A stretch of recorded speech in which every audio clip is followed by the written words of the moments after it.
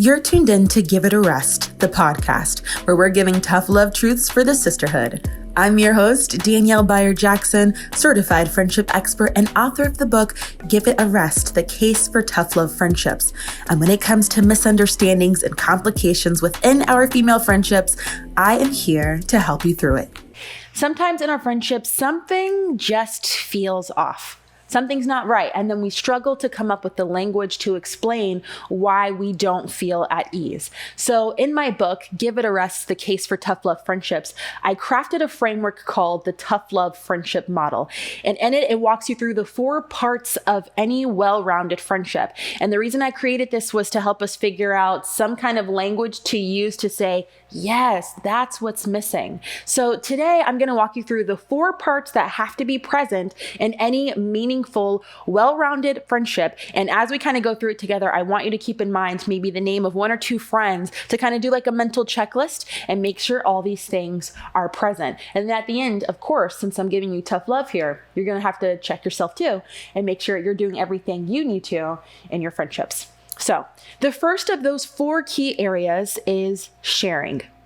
And sharing seems pretty simple, but there are some of us who don't do it well. Sharing means that you are opening up about your vulnerabilities and you're opening up about your successes, because no friendship can run properly if no one's sharing themselves fully. So as women, we tend to be pretty good with sharing our fears with each other and things that make us feel relatively vulnerable, because it's something that does make us bond with each other and connect in that way. But what I've noticed is sometimes we struggle to have success and celebrations in front of each other.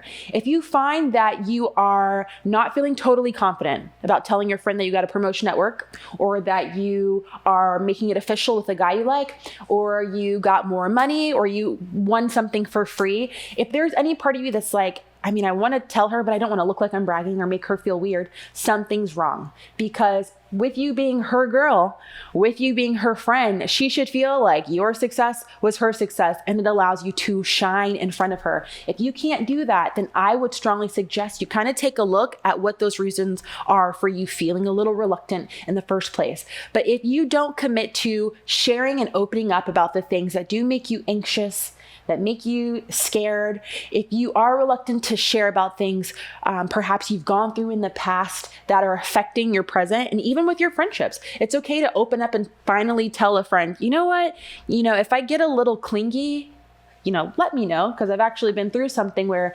XYZ happened. But sometimes we want to keep that to ourselves because we don't want to look a certain way. And we're trying so hard to manage other people's perceptions of us, but it actually works to our detriment. So when it comes to the bad and the good, you've got to find a way to share them both in your friendship. And if you can't, that is your indicator that something truly is off. The second part of any well-rounded friendship is affirming.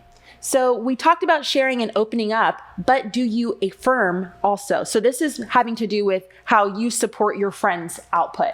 Are you comfortable giving her verbal assurances? And are you comfortable saying like, yes, girl, that's awesome. That's amazing. Especially for those of you who are familiar with like the 5 love languages. You've heard of things like, words being some people's love language. You have to say it aloud for them to feel supported. And if that's not their language, you should be doing things to support them. So if your girl's having her first, second, third event and she's nervous about it, you show up. She started a business, so you're sharing on Instagram and Facebook all the wonderful things she's doing with your personal friends and network. Anything that you can do to kind of pour into her and to affirm her are the kinds of things you have to do to maintain your friendship. This can look like supporting her during a breakup instead of, being exhausted from hearing about it for the 100th time. But that's just what we do. We show up. If you find that she is going through something where her confidence is kind of at an all-time low, what can you do to affirm and ultimately be a life giver for her? If you're not doing those things,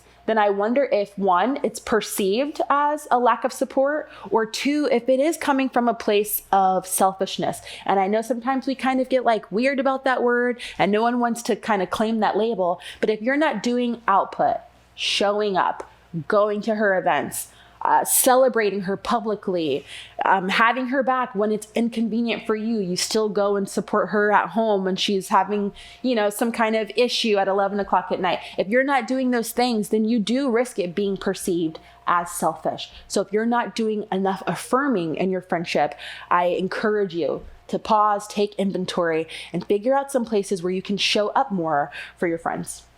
The third part of the tough love friendship model is preserving. Preserving means to maintain, to upkeep, to protect.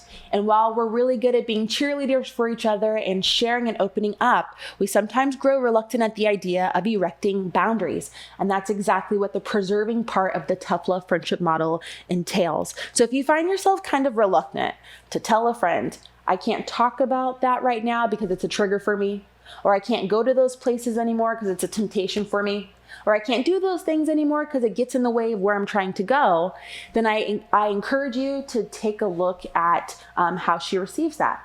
Because if you find yourself not confident to bring that up, then it serves as a barometer of the health of your friendship. If you can't share your boundaries and then hold them very tightly without someone being offended or without someone saying, oh, you think you're too good for it?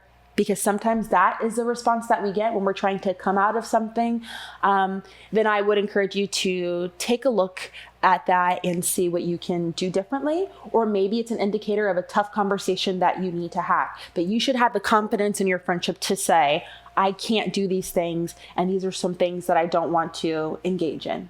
And the final part of the tough love friendship model is challenging. So while preserving is something that you do for yourself, challenging is what you do for your friend. So do you find that you have the confidence to correct her if she says something offensive, or to address the mindset that you find to be a little problematic? Because if that confidence is not there, if that comfort's not there, then it's an indicator that something is missing. I would encourage you to try to figure out, why do I feel weird about calling her out? Sometimes we don't do it because we don't want to lose the friendship, right? We don't want to offend her by calling her out. Sometimes we do it because we tell ourselves, well, I'm not perfect, so who am I to correct anybody else?